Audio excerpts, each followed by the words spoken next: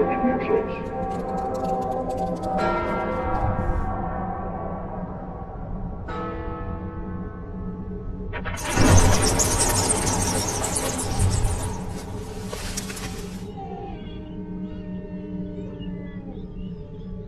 अस्सलाम वालेकुम। Welcome to my channel Urdu centre voice.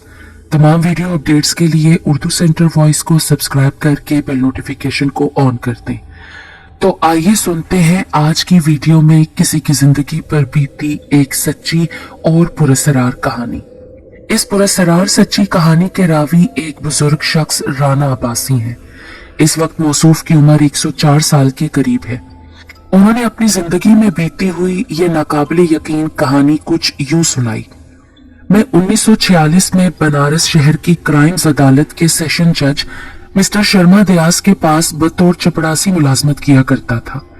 मौसूफ जज एक सख्त मिजाज, बाअसूल और इंसाफ पसंद, मेरिट की बुनियाद पर अदालती फैसले देने के बारे में मशहूर थे। वो बजाते खुद रिश्वत नहीं लेते थे और न ही अदालत के किसी मातहत एहलकार को इसकी इजाजत देते थे कि वो एक ढेला भी किसी मुद्दई या मुद्दई आलिया से रिश्वत ले।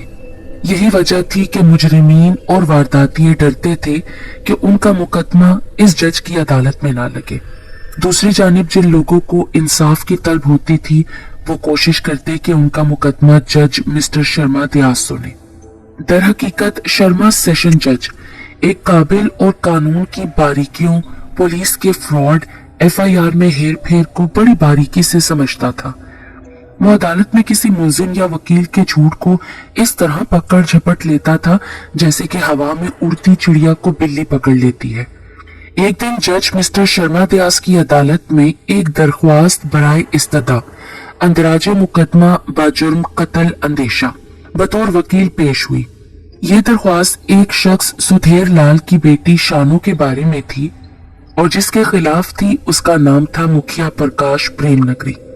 इस दरख्वास्त का मुद्दा ये था कि मेरी बेटी शानू फला तारीख को अपनी सहेली के घर गई लेकिन वो वापस आते हुए अपने घर न आई।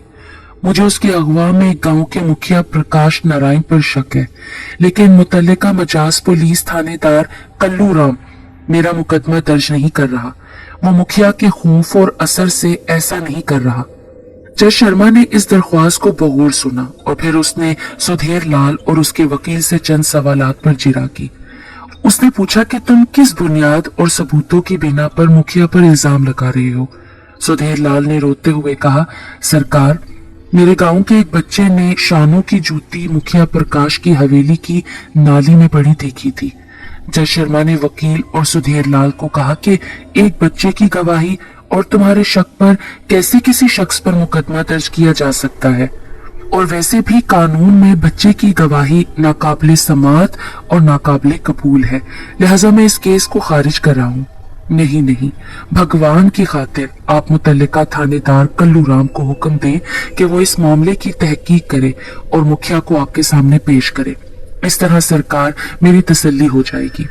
जज शर्मा ने कुछ देर अपने सर पर हाथ रखकर कुछ सोचा और कुछ सुधेर के वकील को कहा कि मैं फिलहाल अपने मखसूस इख्तियारात को इस्तेमाल करते हुए प्रेम नगरी के मुतल्लिका थानेदार कल्लू राम को कोर्ट में बुलवाकर उससे इस केस के खतोखाल और हकाइक पूछता हूँ। उसने अगले 3 रोज की तारीख डाल दी और उन्हें कहा कि वो अपने बच्चे गवाह के साथ अदालत में लाजमन आए।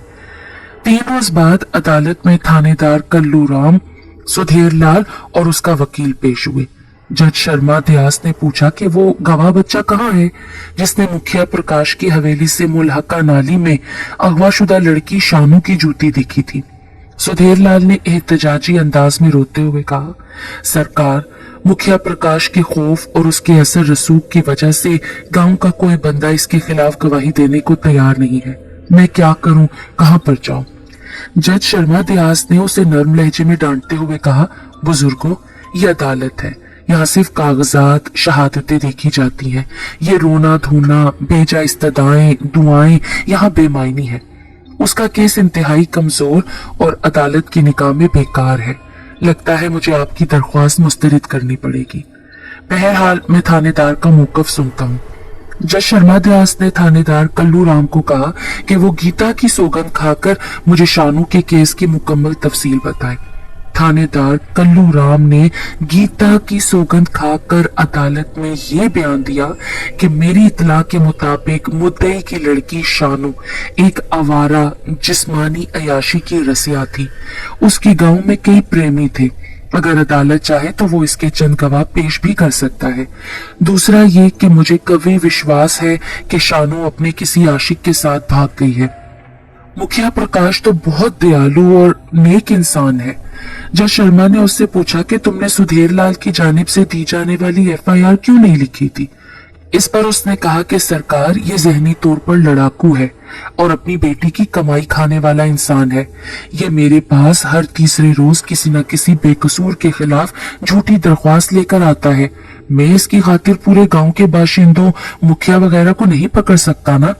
सबसे अहम बात यह है कि इसके पास कोई ठोस सबूत या गवाह भी नहीं है कि जिससे साबित हो कि इसकी लड़की को वाकई मुखिया प्रकाश ने ही अगवा किया है।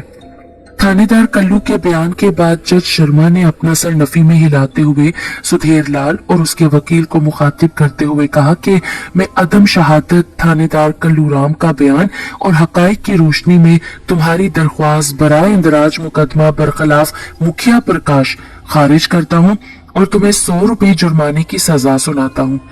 तुमने ख्वाम ख्वाह अदालत का वक्त बर्बाद किया और एक शरीफ मुखिया को बदनाम किया। सुधीर लाल ने जज के सामने खूब अहो बका और इस्तदाएं की, लेकिन जज शर्मा दयास ने कुछ न सुना। बकौल रावी अगले रोज इत्तेफाक से सरकारी छुट्टी थी। उस दिन दशहरा था। मैं अपने घर में आराम कर रहा था कि अदालत मजाज का रीडर संतोष मेहता मेरे पास आया और उसने कहा कि अब्बासी जल्दी से उठो, जज शर्मा दयास ने तुम्हें अदालत में बुलाया है। मैंने अपनी खुमारज़दा आंखों पर अपनी मुठियां फेरी और जमाइयां लेते हुए उससे कहा कि वो आज सरकारी छुट्टी के दिन अदालत में क्या कर रहे हैं और मुझे क्यों बुला रहे हैं। रीडर संतोष मेहता ने जवाबन मुझे कहा, यार वो सेशन जज और हमारा मजाज ऑफिसर आला है। दूसरे वो कड़वा और गुस्से का तेज है, लिहाजा हर हाल में हमें उसके हुक्म की ताबेदारी करनी है। मैंने फौरी तौर पर तैयारी पकड़ी, उल्टा सीधा नाश्ता किया, फिर सीधा रीडर के साथ तांगे में बैठकर अदालत पहुंचा। क्योंकि उस दिन दशहरे की छुट्टी थी, इस वजह से पूरी कचहरी में सन्नाटा छाया हुआ था। हम दोनों जब अदालत में पहुंचे तो जज साहब अपने कमरा रोस्ट्रम में अपना सर पकड़े गहरी सोच में बैठे हुए थे। उन्होंने हम दोनों को देखा तो सबसे पहले उन्होंने हम दोनों का खसूसी शुक्रिया अदा करते हुए कहा कि तुमने आज दशहरे की छुट्टी के दिन मेरे हुक्म की तामील की, लेकिन मैं भी एक सख्त परेशानी के पीछे यहाँ आया हूँ। मैं आज रात सुकून से सो नहीं सका हूँ। खैरियत है जज साहब, आप रात को क्यों नहीं सो सके? ये बात जब संतोष मेहता ने उनसे पूछी तो उन्होंने सवाल का जवाब देने से पहले हम दोनों को अपने सामने बैठने को कहा। उन्होंने कहा कि मैं तुमसे जो बातें कर रहा हूँ उन्हें बड़ी शांति और गौर से सुनो।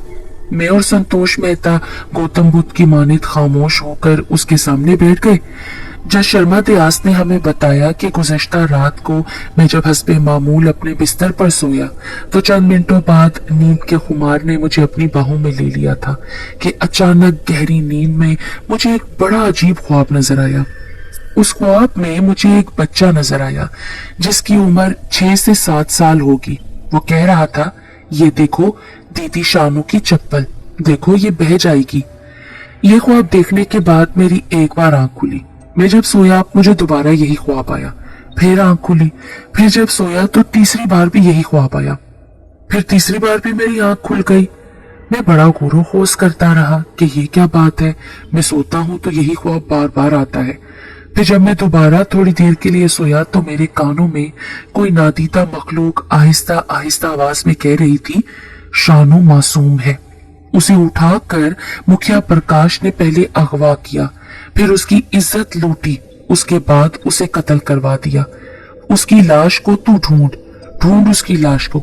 बकौल जज शर्मा दयास के मुझसे बहुत बड़ी ज्यादती और पेशावराना भूल हो जाएगी कि मैं मुद्दई को इंसाफ न पहुंचाऊं। मैंने तुम दोनों को इसलिए बुलवाया है कि तुम दोनों मेरी जानिब से दिए गए काम करो। संतोष, तुम फौरी तौर पर मेरे दस्तखतों से एक छापामार टीम की तश्कील करो।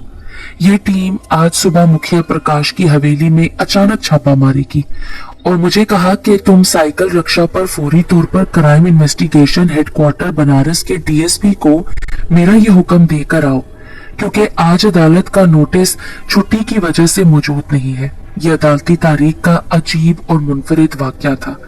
बहरहाल मैं जज साहब का हुक्मनामा लेकर क्राइम इन्वेस्टिगेशन हेडक्वार्टर के डीएसपी ऑफिस आ गया।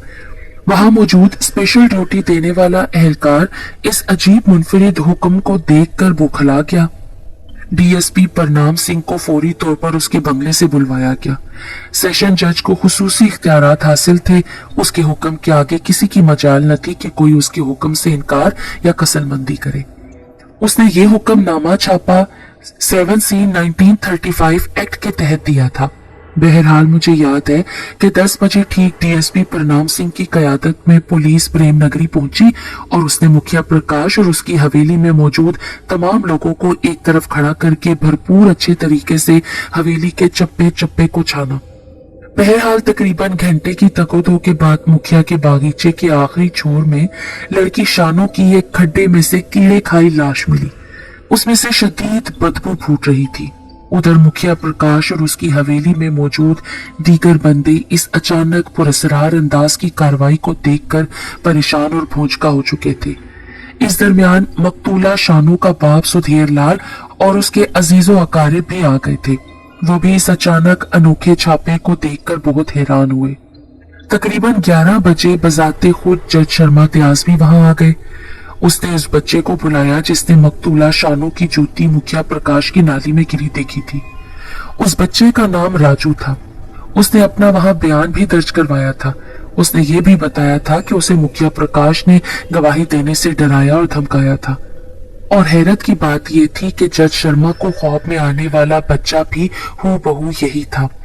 बहरहाल जब अदालत के हुक्म के तहत मुखिया और उसके उन साथियों का जिस्मानी रिमांड लिया गया जो शानू के कत्ल में मुलव्विस थे, उन सब ने अपने इकबाली बयानात में एतराफ किया कि वाकई उन्होंने शानू को अगवा के बाद उसे ज्यादती करके कत्ल कर दिया और फिर मुखिया के बागीचे में एक तरफ खड्डा बनाकर दबा दिया।